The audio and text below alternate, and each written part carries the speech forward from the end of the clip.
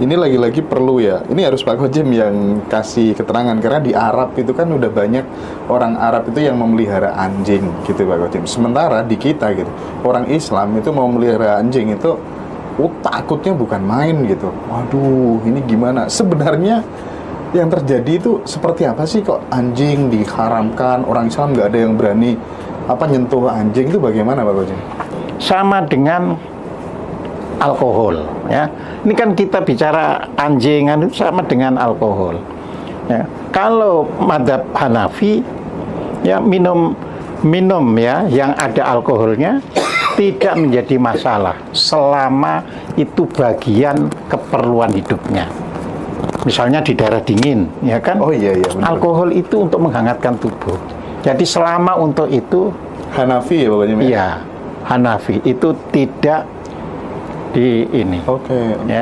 Tapi ada yang lain lagi kan gitu kan, ya.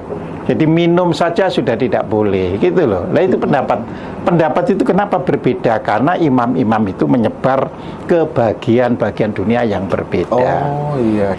Jadi yang pertama kali mazhab Ahlussunnah wal Jamaah masuk Indonesia, masuk Nusantara karena belum ada Indonesia, itu adalah mazhab Hanafi. Sebenarnya masalah pelihara anjing itu adalah masalah penafsiran mazhab, ya. Jadi karena kita ini mengikuti mazhab Syafi'i, maka kita menajiskan air liur anjing. Air liur? Iya. Nah, karena orang itu takut najis ini itu, maka dilarang. Tapi bagi mazhab Hanafi yang diikuti di Afghanistan, ya tidak ada najis karena air liur anjing. Jadi anjing boleh dipelihara. Ya, bahkan Al-Qur'an surat Al-Maidah ya ayat 5 juga mengatakan ya bahwa anjing bisa diajari untuk berburu dan binatang buruannya boleh kita sembelih dan kita makan. Anjing jelas itu dengan kata kal, yukallibu, jadi itu anjing yang disuruh menangkap. Ya. Nah sayangnya yang gini-gini ini aneh di terjemahan Al-Quran kita misalnya ya, dan binatang yang ditangkap oleh yang dimangsa oleh binatang buas yang kamu latih ya, maka itu halal.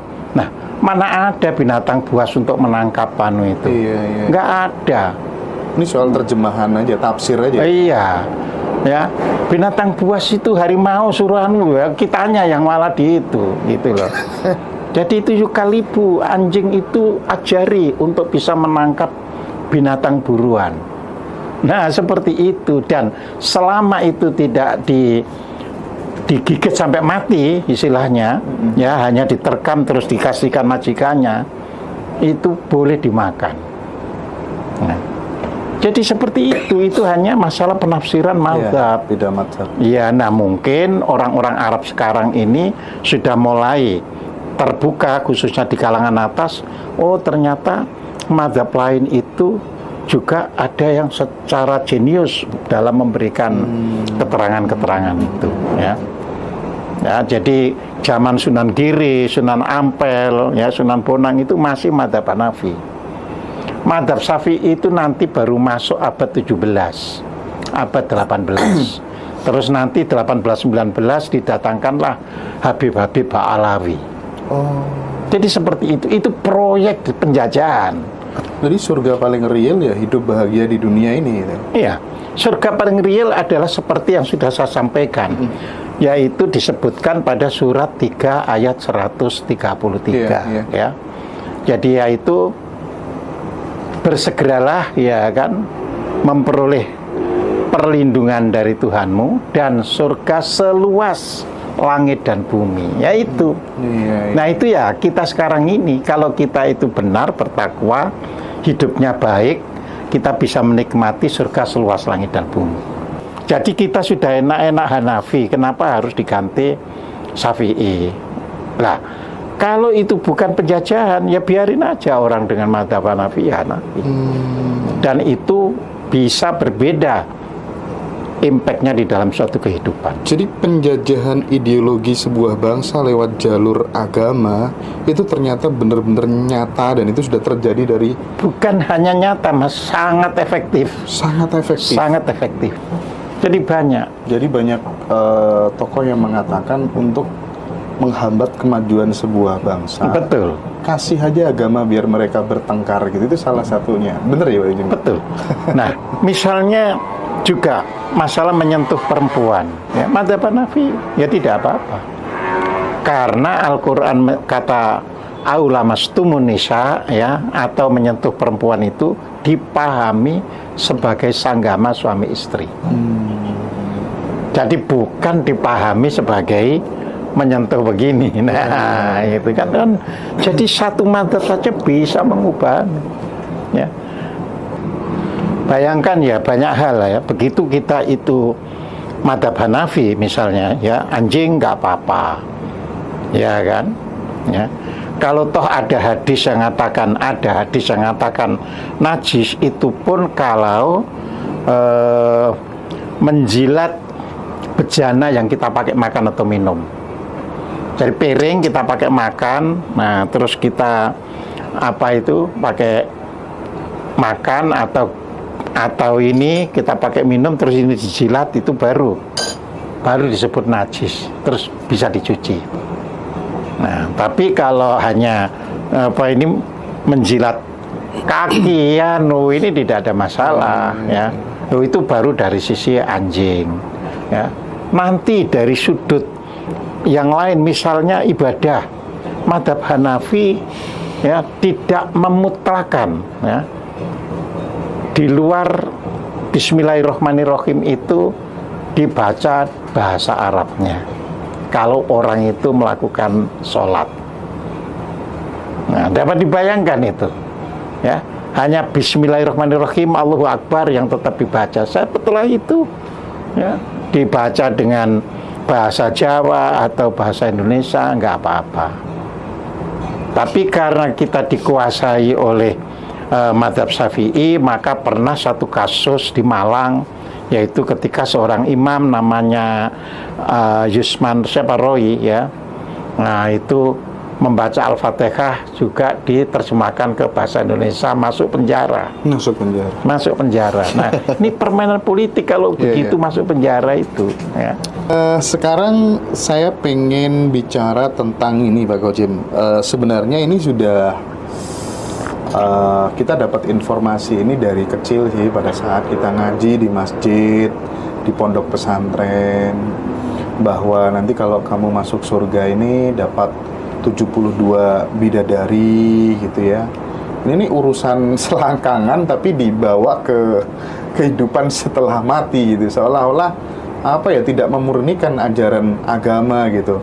Bagaimana Pak Kojim merespon hal-hal seperti ini sehingga generasi muda kita gitu ketika beribadah itu yang dipikir tidak urusan-urusan bidadari dan seterusnya gitu, bagaimana meluruskan hal ini? Ya, jadi gini Mas, ini kan menyangkut yang namanya sosiologi ya. Jadi ketika masyarakat itu hidup ya dalam suatu kondisi yang jelas, yang karyanya bisa dihargai, tidak memunculkan yang aneh-aneh. Nah, jadi ada konsep real. Jadi kita bukan bangsa yang sedang bertarung. Makanya ketika diiming-iming nanti kalau masuk surga dapat 72 bidadari, menjadi dikejar. Sama dengan orang miskin dikasih judi, wah, ingin nguber betul. Pengangguran dikasih judi. Iya, pengangguran dikasih judi, pasti dikejar. Tapi kalau orang kerjanya hebat, keras dan sebagainya, nggak terlalu tertarik main judi itu. Tapi kalau toh main judi juga pinter, sekedar iseng mengeluarkan uang di sini kalah atau menang. Iya, ya. Hiburan ya. Hiburan. Tapi kalau yang miskin enggak, dia bisa terus. Nah, itulah yang diciptakan kepada bangsa Indonesia, supaya tidak pernah bisa mendapatkan kebahagiaan secara real di kehidupan sekarang itu. Maka dibuat mimpi-mimpi untuk bisa bahagia di alam sana ketemu 72 bidadari. Meskipun itu tidak ada di dalam Al-Quran maupun di hadis yang sahih. Jadi itu.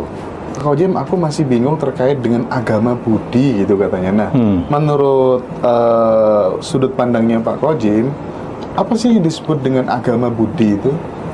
Ya, jadi agama Budi itu adanya di Serat Dharma Gandul, adanya ya. Sebenarnya dijelaskan dengan baik sebenarnya. Jadi dijelaskan di situ bahwa segala macam agama itu, ingat ini ya, segala macam agama itu berunsur salah satu dari 4. Ya, jadi segala macam agama itu berunsur salah satu dari 4. Yang pertama disebutkan unsur kawruh. Jadi ada orang beragama Kristen, tapi yang dipegang adalah pengetahuan. Ya, jadi bukan doktrin-doktrinnya, tapi yang dipegang itu pengetahuan. Iya. Nah, itu berarti unsur kawruh, makanya disebut agama kawruh. Jadi namanya Kristen, Buddha atau apa, tapi kalau menggunakan kawruh itu disebut agama kawruh. Ya. Nah, di situ di Dharma Gandul disebutkan bahwa itulah yang dipegang oleh bangsa Eropa. Nah, ini karena tulisan Dharma Gandul tulisan Jawa, jadi bukan Eropa, tapi bangsa Eropa. Jadi adanya ya. Jadi itu bangsa Eropa. Yang kedua, agama dalil. Nah, agama dalil itu adalah segala sesuatu ya, apa yang dibicarakan harus disertai dalil. Tidak peduli dalil itu benar atau salah. Yang penting ada dalilnya. Itulah yang dipeluk oleh orang-orang di negeri Arab.